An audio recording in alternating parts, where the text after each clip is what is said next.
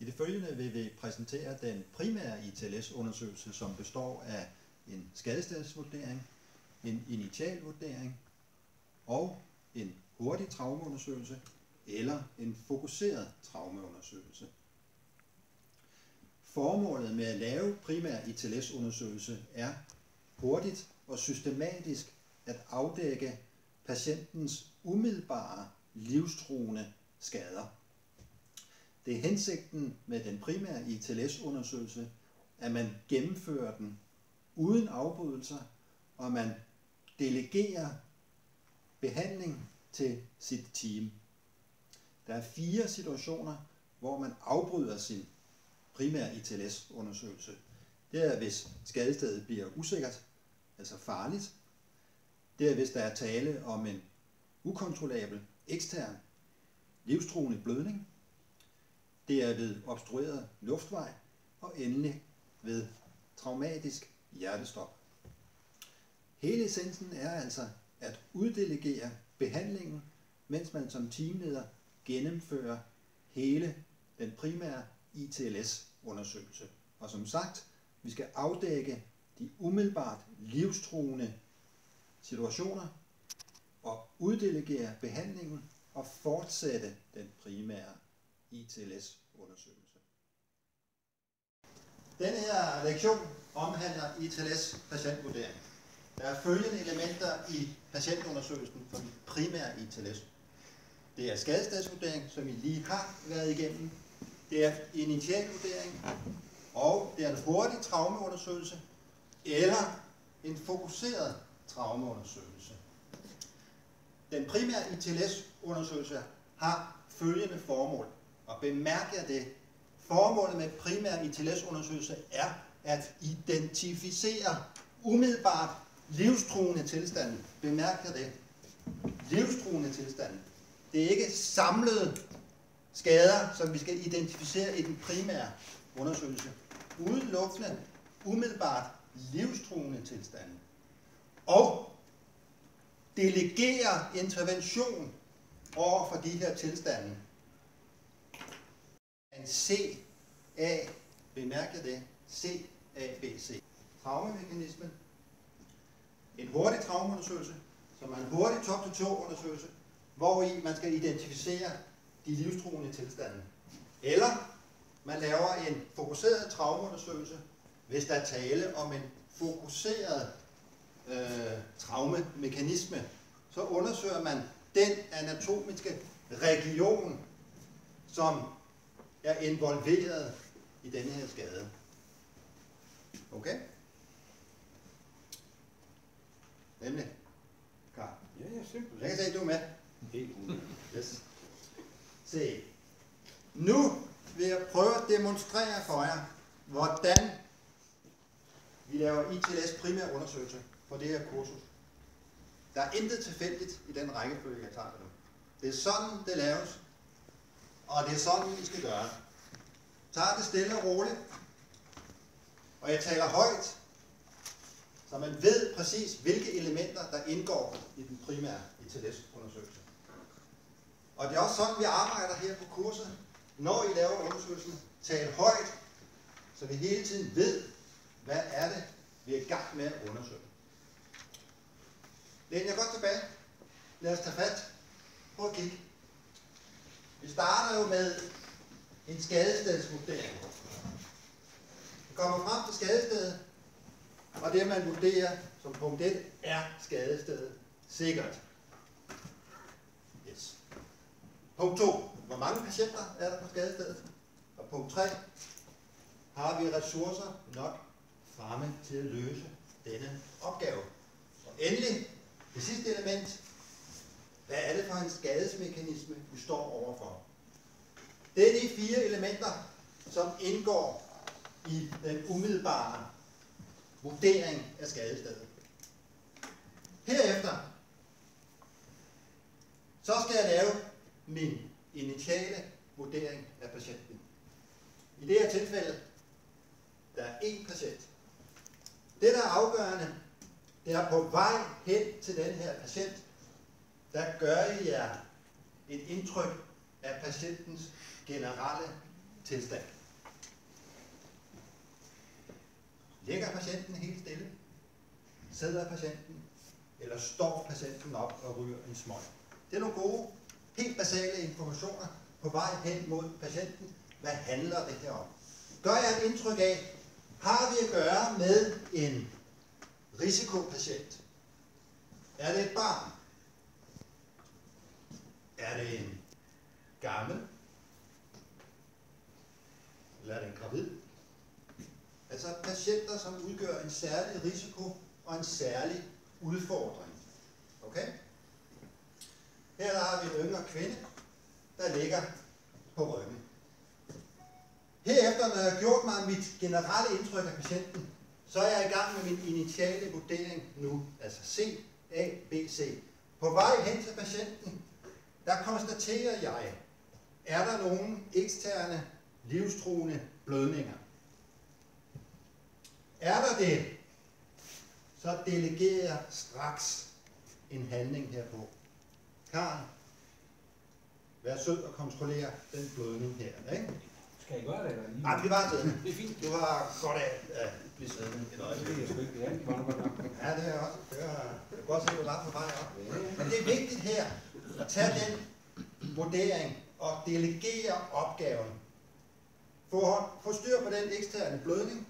Så er jeg er teamlederen, det er mig, der skal undersøge patienten. Jeg har allerede uddelegeret. Der er en stor ekstern blødning. Den skal jeg styr på som det allerførste. Det er C'et. Jeg gør det ikke. Det er ikke mig, der får styr på det. Jeg beder de andre i mit team om at foretage behandlingen.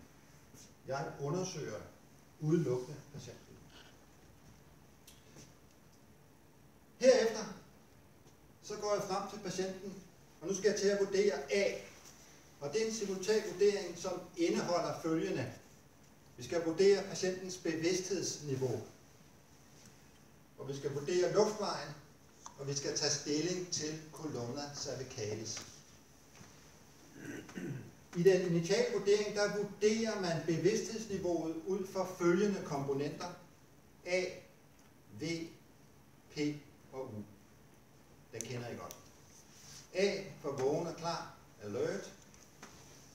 V for at patienten reagerer på tiltale, verbum. Og P for at patienten reagerer på smerte. Og endelig så kan patienten have bevidsthedsniveau U, bevidstløs, unresponsive.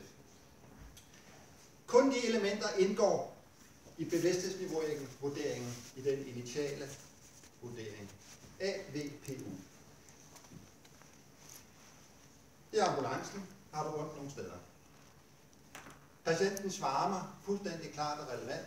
Ja, jeg har ondt i nakken og venstre fod. Så får jeg en masse informationer der. Vi har en patient, som har bevidsthedsniveau A, vågen og klar, og luftvej fri. Hun taler til mig. Okay?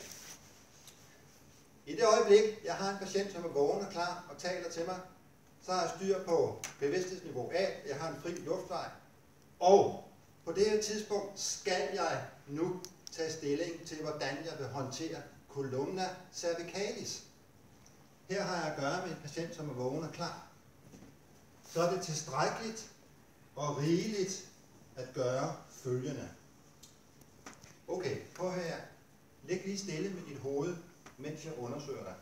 Du må have det i den position, som du synes er rarest og mest behageligt for dig. Bemærk det. Patienten er vågen og klar. Jeg beder patienten om selv at passe på sin columna cervicalis. Det er fuldt ud tilstrækkeligt. Der er kun én, der kan passe på sin columna. Det er patienten selv, vel at mærke, når patienten er vågen og klar. Jeg behøver altså ikke at binde en ressource til en vågen og klar patient på at håndtere columna cervicalis. Hvis patienten har bevidsthedsniveau V, P eller U, så er det min pligt at tage ansvar for den columna cervicalis og delegere til Karl med det samme. Karl, vores patient er bevidsthedspåvirket. Vil du lave manuel stabilisering af columna cervicalis? Bemærk den nuance der.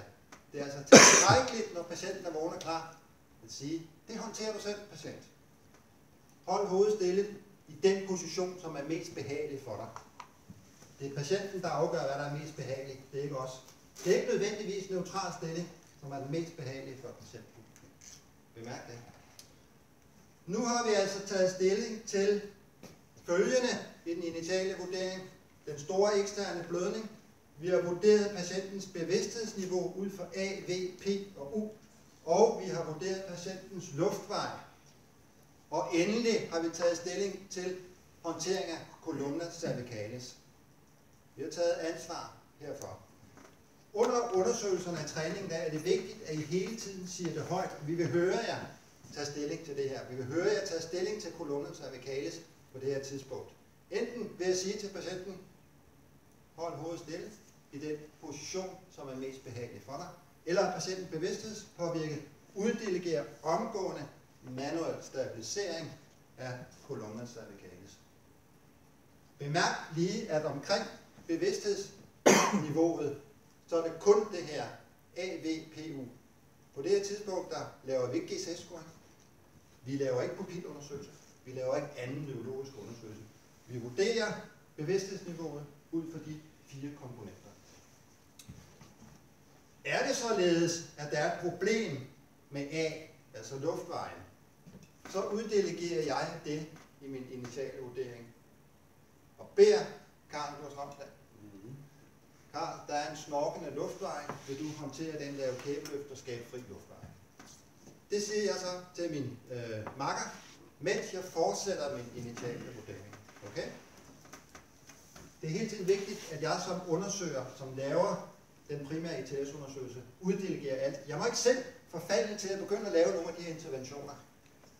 Det er helt afgørende i ITS-princippet. Jeg undersøger kun.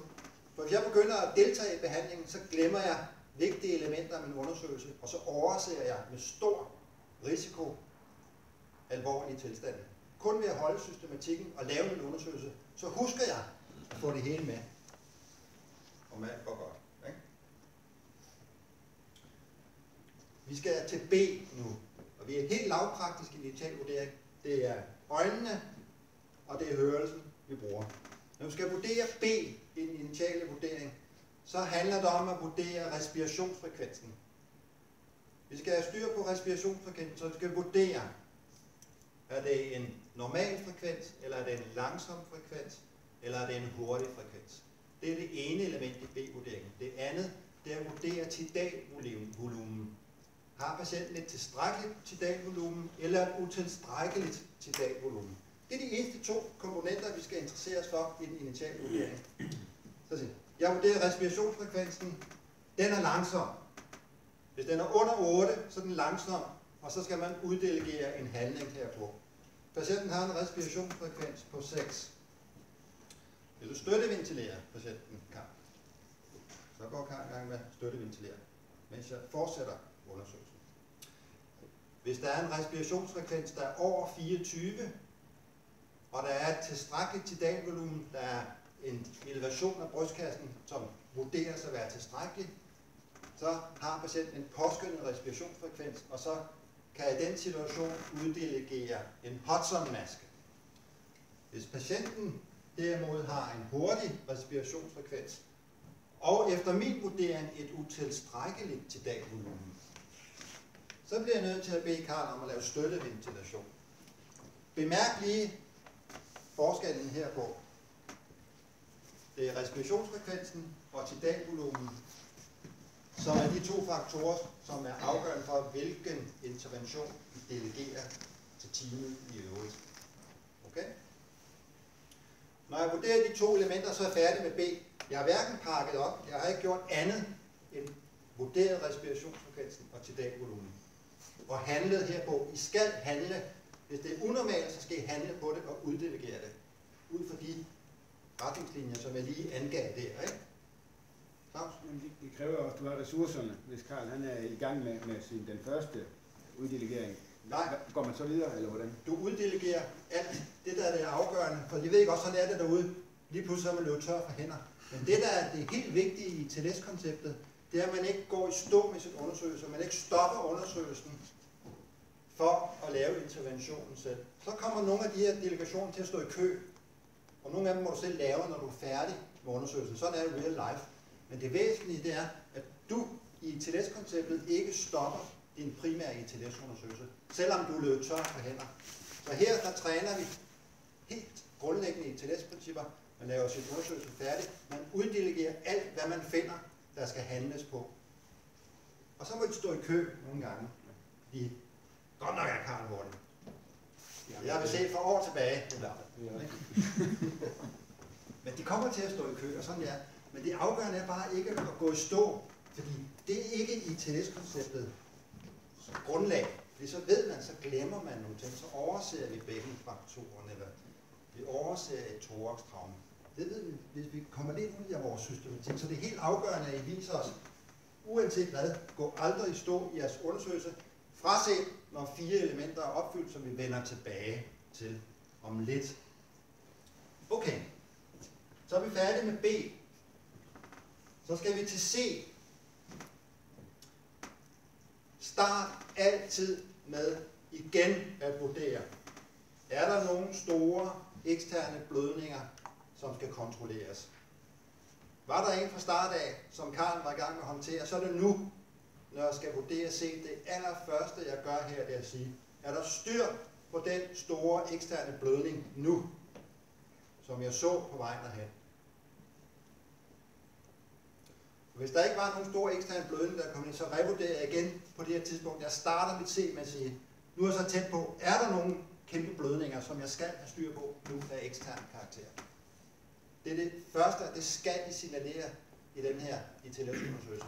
At det er det, vi lægger vægt på. Vi lægger meget, meget vægt på ITLS-princippet, at vi skal stoppe tab af røde blodlemmer. Der skal ikke løbe blodlemmer ud af patienterne. De store eksterne blødninger skal vi have styr på. De bløder ned og dør af det. Så de har høj prioritet i ITLS-undersøgelsen. Så jeg er i gang med C nu og siger, nej, der er ikke nogen store eksterne blødninger. Det var det første punkt, vi ser. Herefter, så skal jeg vurdere den cirkulatoriske tilstand. Og det jeg starter med, det er at vurdere radialispulsen. Frekvensen. Hurtig, langsom eller normal. Og jeg vurderer kvaliteten. Fyldig eller ikke fyldig. En hurtig radialispuls over 120 hos en voksen patient, det er det, vi i ITLS kalder et red flag. Red flag. Rødt flag. Alarm. Ikke? Der er tegn på et kompenseret chok. Hvis I står i en situation, hvor I ikke kan mærke radialispuls, så er det obligatorisk, at man omgående undersøger patientens karotespuls. Det er en helt reflektorisk handling, som vi skal vise os også. Ingen radialispuls, som jo er et udtryk for chok. Det kan også være et udtryk for hjertestop. Jo. Så det er helt afgørende. Har man ikke radialispulsen, så skal man op og palpere karotespulsen. Herefter så vurderer jeg patientens hud. Er hun PFF kold, eller er hun varm? Jeg vurderer, om huden er tør eller svedende. Obligatorisk. Og jeg vurderer patientens kapillærrespons. 1, 2. 1, 2. Er det forlænget, eller er det normalt? Herefter så har jeg gennemført min C-vurdering. Og så er jeg sådan set færdig med den initiale vurdering, som var C, A, B, C. Okay? Jeg har været helt lavpraktisk. Jeg har kun brugt mit syn, og jeg har palperet patienten. Jeg har ikke lavet nogen andre undersøgelser. Det var den initiale vurdering. Jeg har vurderet patientens bevidsthedsniveau. Jeg har forinden det vurderet, at der var nogle store eksterne blødninger. Jeg har vurderet patientens luftvej. Og jeg har taget stilling til columna cervicalis. Jeg har taget stilling og vurderet patientens B-respiration. Og jeg har vurderet patientens cirkulation med de her håndgreb, som jeg har vist jer nu. Alle disse håndgreb er obligatoriske i den initiale vurdering. Hvor kommer den indre blødning ind i spil? Rigtig godt spørgsmål. Den tager vi fat på nu. Man kan sige, at du har jo en indikation under dit C, om patienten bløder i forhold til de kredsløbsreaktioner, du har. Er patienten kold og svedende? Har patienten en tynd, meget hurtig radialispuls? Eller mangler radialispulsen fuldstændig, men der er en hurtig og tynd karotispuls?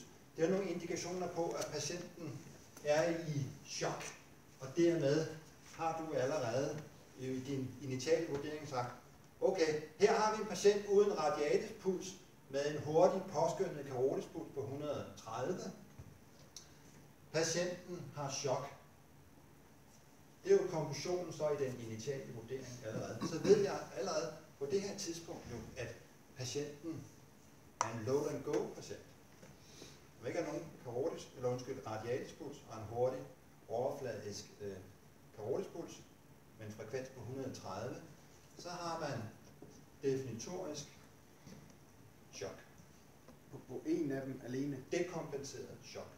Hvis du mangler din radialispuls, ja. Jamen, hvis du har en puls på 135, men du har en normal respiration. Nå, ja, men så ofte så vil det følge med, så er der en påskyndende respiration også. Men du er udelukkende lige på C. Udelukkende på C. Så den initiale vurdering giver dig en masse informationer om patientens tilstand relateret til CABC.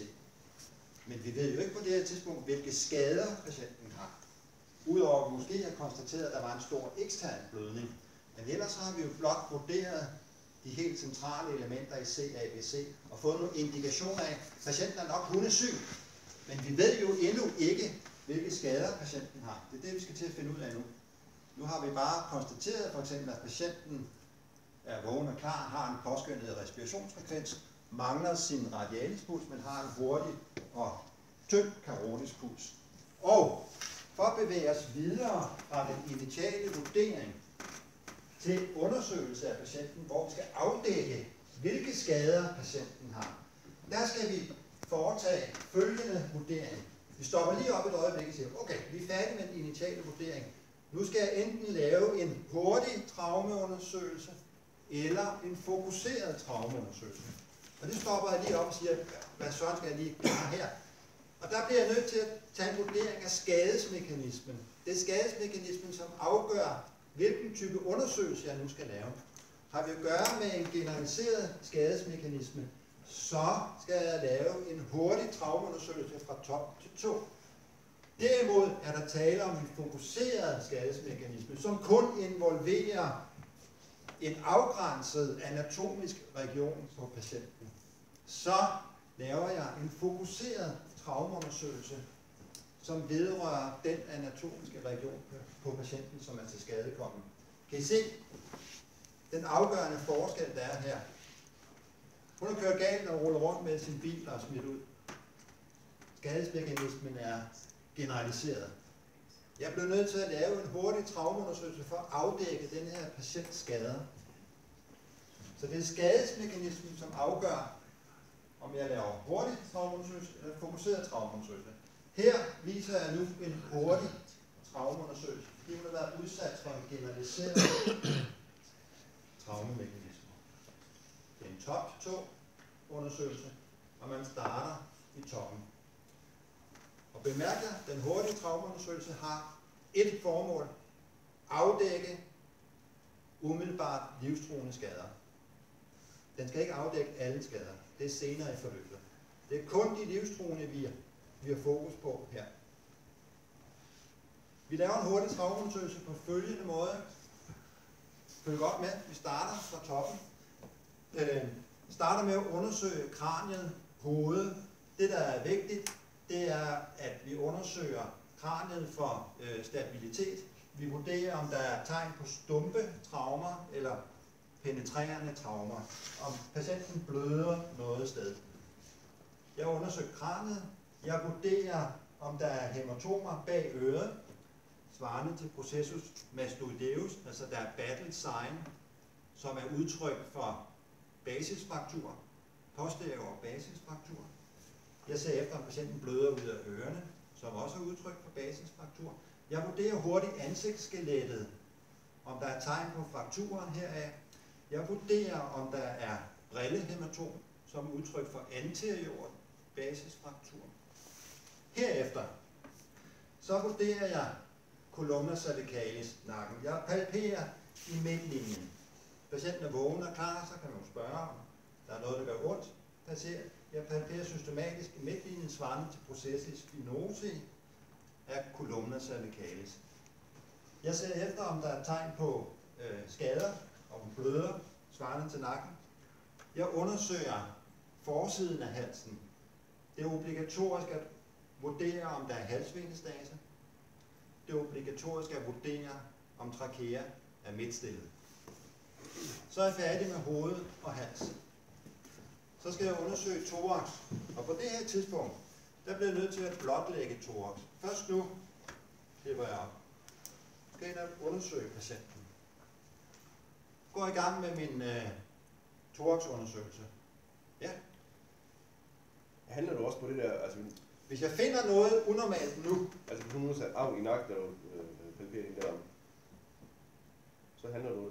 Så det har jeg jo taget stilling til i starten. Hvis patienten er vågen og klar, så kan patienten selv beskytte sin columna cervicalis. Og hvis patienten er vågen og klar, og der er ømhed i nakken, så vil jeg få noget ømhed i nakken. Læg stille og roligt med hovedet stadigvæk. Jeg fortsætter. Det er ikke obligatorisk på det her tidspunkt at uddelegere. Du tænker på, skal hun have halskrav på det her tidspunkt? Det skal hun ikke. Nu er vi i en situation, hvor vi skal afdække livstruende skader. Vi skal ikke bruge tid på at anlægge en halskrav, hvis vi om et øjeblik skal i gang med at dekomprimere en trykpneumotorx. Men vi skal styr på columna cervicalis. Det gør ondt, når du trykker der. Okay. Så siger jeg, du ligger fortsat stille med dit hoved. Bare hold i den position, som er mest behageligt for dig. Så er jeg endnu en gang signaleret, jeg har styr på det der. Patienten passer selv på det. Hvis hun var bevidsthedspåvirket, så havde jeg jo delegeret ud allerede under den initiale vurdering til Karl. Vil du stabilisere columna cervicalis? Nu finder jeg altså, at hun er øm. Det udløser ikke nødvendigvis en halskrav på det her tidspunkt. Så siger jeg bare, Karl, du fortsætter bare med at stabilisere hovedet. Der er ømhed svarende til columna cervicalis. Så delegerer jeg det ud. Men jeg delegerer ikke en halskrav på det her tidspunkt. For vi har styr på columna cervicalis. Den bevidsthedspåvirkede patient, som vi manuelt stabiliserer, har vi fuldstændig styr på. Det kan ikke blive bedre, at der bliver lagt en halskrav i den her situation lige nu. Bare vi har styr på det, og det har vi. Så ja, jeg uddelegerer hele tiden, lige snart jeg finder noget unormalt. Vi er nået til thorax. Jeg har blotlagt thorax, og jeg undersøger straks, om der er nogle tegn på penetrerende traume eller stumpe traumer. Altså er der misfarvninger, er der nogle fremmedlegemer, som sidder placeret i thorax, som jeg skal håndtere. Jeg noterer mig straks, hvordan er bevægeligheden af thorax. Er den symmetrisk eller asymmetrisk? Og herefter starter jeg med følgende håndgreb. Nu laver jeg palpation af thorax. Palpationen af thorax har selvfølgelig til formål at finde ømhed og løs thorax herunder flail chest, altså løs thorax. Jeg palperer lateralt med begge hænders flader her og her, og jeg palperer fortil på thorax og endelig i midtlinjen også.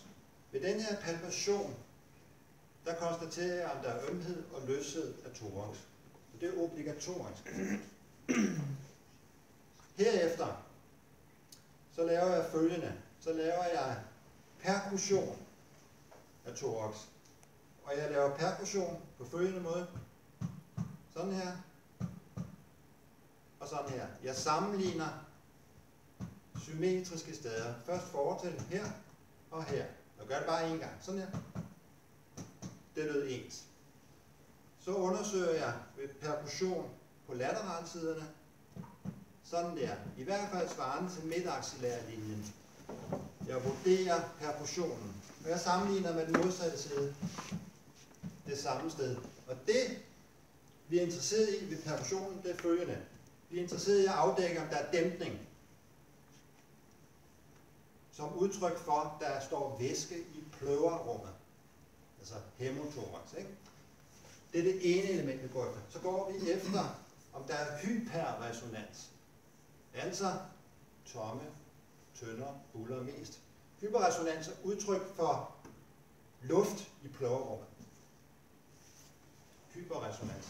Det runger hult, og det er udtryk for pneumotoraks.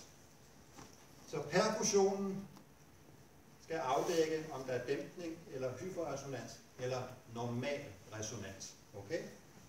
Gør det til fast rutine at perkutere også. Så det var efter palpationen, så perkuterer vi. Det næste jeg så gør, det er at stereoskopere. Jeg har egentlig et spørgsmål. Ja. Lad os nu sige, at det der er en patient, der er blevet smidt ud af en bil på motorvejen. Ja. Vil du stadigvæk se, at vi gør det der? Ja. Og der er modkørende biler i det andet spor? Nej, du startede med at... Han er inde i bilen nu, eller hvad? Nej. Du startede med at gøre dit skadested sikkert. Jo, men på den anden side af autovejen. Altså, det er bare lige for at få et billede på det. Du gør det her, når dit skadested er sikkert. Så det startede vi jo med. Ja. Det er klart, og vi gør jo ikke noget uden, der er et sikkert skadested. Så ja, det er det, jeg laver her, inden jeg optager min patient. Jeg laver en primær ITLS-undersøgelse, der hvor patienten er. Vel at mærke, når skadestedet er sikkert, at jeg kan arbejde der. Det er helt afgørende. Så, kan det mening? Jeg tror ikke, fordi det er ikke så meget med om skadestedet er sikkert. Jeg tænker mere, hvis nu er vi ude på motorvejen, så har vi selvfølgelig fået afspærret vores køreretning. Ja. Men i modsatte retning, og så begynder at lave percussion for at lytte efter, og det vil jeg jo ikke kunne høre noget som helst af. Jo. Ude på motorvejen? Ja. Okay. Det kan du. Yes. Det er ikke et argument for det. Nej. Du skal lave det. Ja. Så der er ikke noget, der er intet, der skal afbryde din ITLS-undersøgelse. Udover 4 ting, som vi kommer tilbage til med noget øjeblik. Så det skal du lave. Perkussion hører til som en del af det. Ja. Der er så lige vejrforhold, koldt og sne. Og... Nej, der er ikke noget med vejrforhold. Vi laver det her. Ja. Nu træner vi ITLS, uanset hvad. Ja. Så laver man det her, når man er der. Og det tager 2 minutter at lave. Ja, Og så skal man køre det. Men det her, det laver vi. Og man laver det kun, når 4 kriterier er opfyldt, som vi tager lige om et øjeblik. Så vi er nået til perkussion, og vi er færdige med perkussion. Og så skal vi til at stereoskopere. Men Karl har lige spørgsmål. Ja, fordi at hvis du har en hjertetamponade, den kan du også perkutere til eller hvad? Nej, den kan du ikke perkutere der til. Men den kan du stereoskopere der til. Sammen med nogle andre kliniske folk. Men det er ikke formålet på denne session at identificere de kliniske tegn, som hører til givne traumatologiske tilstande. Men ved at lave ITLS-undersøgelsen, så fanger man alle de her kritiske tilstande. Råb og stå. Så derfor er det så afgørende, at man gør det. Men du kunne ikke perkutere dig til en hjertetamponade. Det kan du ikke perkutere det til. Perkussion, det har til formål at afdække pneumotoraks og hemotoraks. Om der er luftskifte eller ikke luftskifte. Nu er vi færdige med perkussionen, som er obligatorisk. Nu går vi til stetoskopien, som også er obligatorisk. Uanset hvor henne vi er, uanset hvor meget vi er generet af støj for omgivelserne, så hører det til. Stetoskopi nu efter perkussion. Man stetoskoperer fortil, cirka IC rum 2, lytter om der er luftskifte, ja eller nej, sammenligner med modsatte anterior side, er der luftskifte, ja, nej. Så lytter man lateralt, cirka svarende til midtaxillær linje, om der er luftskifte, ja, nej. Modsat her, symmetrisk, er der luftskifte, ja eller nej.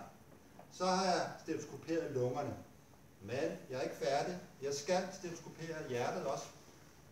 Jeg lytter efter hjertetonerne. Er der normale hjertetoner, eller er der fjerne hjertetoner?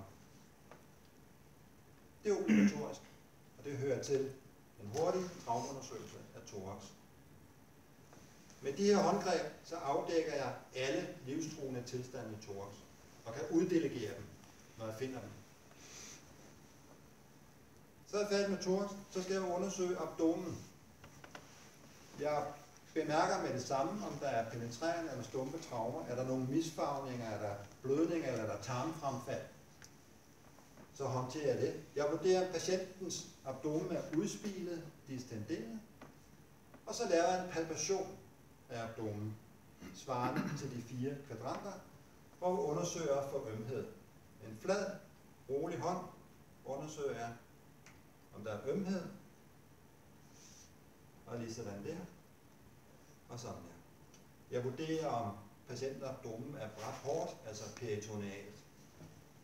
Når jeg undersøgt de 4 kvadranter for ømhed, og om der er tegn på læsioner, så er jeg færdig med abdomen. Så skal jeg undersøge bækkenet. Bækkenet undersøges på følgende måde. Man tager fat på hoftekammen, Crista iliaca supera, og man laver en undersøgelse, hvor man palperer indad. Man trykker indad for at vurdere, om bækkenet er løst. Ikke udad og ikke nedad. Forestil jer, ligesom jeg skal lægge en bækkenslynge, den bevægelse, I er interesseret i at få påført bækkenet, det er at få lukket bækkenet.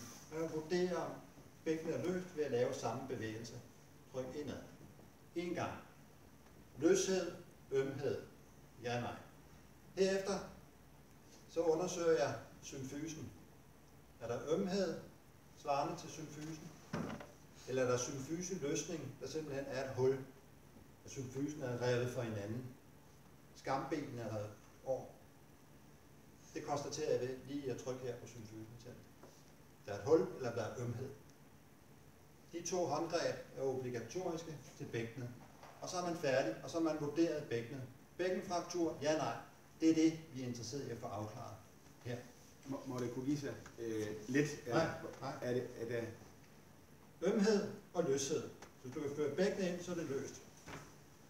Ømhed her, og der er symfyseløsning, altså den symfysen vi mangler, jeg kan gå ned, der er et hul simpelthen. Ikke? Så er bækkenet løst. Og så er jeg færdig med bækkenet. Og symfysen, det er det fremspring på hoften, eller hvad?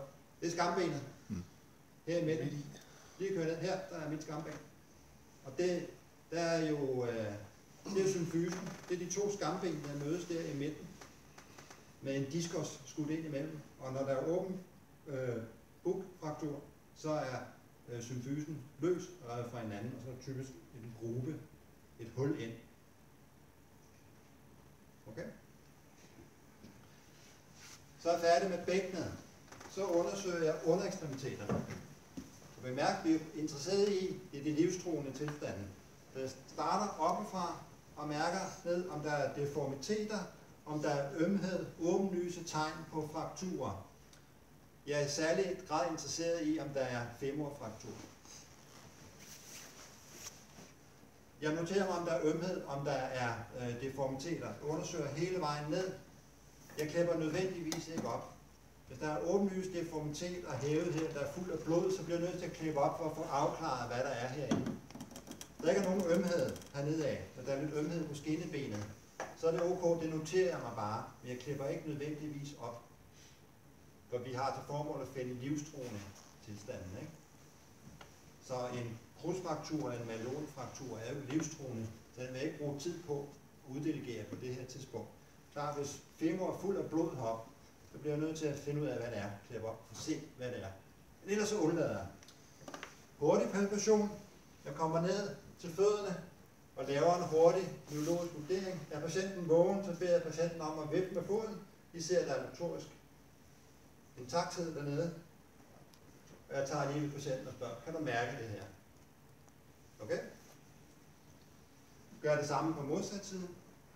Vurderer, om der er ømhed, deformiteter, hele vejen ned. Beder patienten om at vippe med foden og tager ved. Så jeg tager ikke skoene af. De fleste traumpatienter har sko på. Så ikke ind her. Så gør det med sko også. Beder dem om at vippe med foden. Så ved her. Kan du mærke det? Så er jeg færdig med underekstremiteterne. Så undersøger jeg armene. Præcis på samme måde.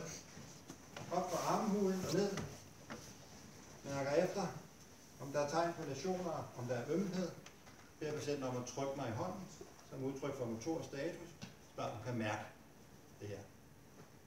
Okay? Sammen her. Undersøger skader, ømhed. Beder patienten om at trykke mig i hånden. Kan du mærke? Yes. Godt. Så er jeg ved at være til vejs ende i den hurtige traumaundersøgelse. Nu mangler jeg at undersøge ryggen. Og ryggen skal undersøges, det er et obligatorisk element af den hurtige traumaundersøgelse også. Og Den undersøger man ved et logroll, medmindre logroll er kontraindiceret. Jeg vil ikke bruge tid her på denne session på at demonstrere logroll og hvilke elementer, der indgår i det. Det tager på et andet tidspunkt, og I kan det også. Men blot I demonstrerer, kommer op på siden, skal blotlagt, man ser huden, om der er tegn på skader, og så undersøger man jo systematisk resten af rygsøjlen, kolumna thoracolumbalis, fra top til tå, om der er knogleømhed. Svarende til proces i spinosi, trykker man systematisk hele vejen ned for at vurdere det. Man vurderer, om der ellers er nogen deformation af kolumna, og der ellers er penetrerende eller stumpe traumer. Først nu er vi færdige med den hurtige traumeundersøgelse. Og nu er jeg klar til at tage stilling til SMR. Lidt over. Hvornår kan det være kontraindikeret, at vi ikke skal... Ja, hvis jeg måtte vende tilbage lige om et øjeblik, så tager vi det. Nu er vi klar til at lave SMR, Spinal Motion Restriction, og tage stilling til, om det skal gøres, og hvis det skal gøres, hvordan vi håndterer det. Her kunne vi typisk stå i den situation nu. Nu placerer vi et kombiboard her, og får patienten tilbage og håndteret, og så flyttet til borgen, hvor vi for eksempel har gjort en vakuummadras klar, hvor i der kan foretages SMR. Nu er jeg færdig med den hurtige traumeundersøgelse, og så har vi følgende elementer, vi lige skal have styr på. Jeg uddelegerer altså alt det, jeg finder, som der skal interveneres overfor. Jeg stopper aldrig min primære ITLS-undersøgelse, med mindre følgende er til stede. Der er 4 elementer, som vi skal have styr på. Hvis skadestedet bliver usikkert og farligt, så stopper jeg selvfølgelig min undersøgelse.